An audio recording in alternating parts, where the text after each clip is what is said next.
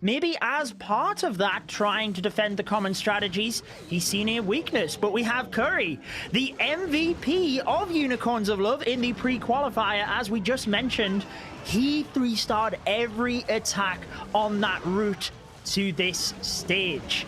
But how will they now act in the live broadcast? He is not messing around, Woody. We've got the heroes to the left, the E-Drag setting the funnel, and he's already got majority of his troops in. Just one archer not deployed. He's brought the whole family to this affair. We've got dragons, baby dragons, inferno dragons, electro dragons, and dragon riders. A hurricane of hellfire raining down on his face as Curry is just stomping straight through. He's dropped all of his troops, nearly all of his spells invested super early on, and it is nearly impossible to broadcast everything that's happening in this match. But take a look at the scatter shot in the top corner, the last big line of defense, distracted now, out by spells, frozen down. Curry has just gone on a rapid fire rampage through this base, Judo.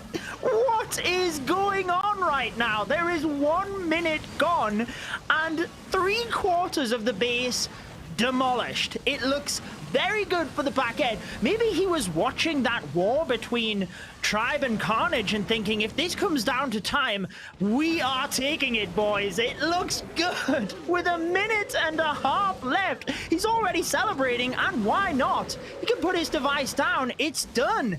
That was the fastest attack we have seen so far today. Beautiful job by Curry. That's why he was their MVP, I guess.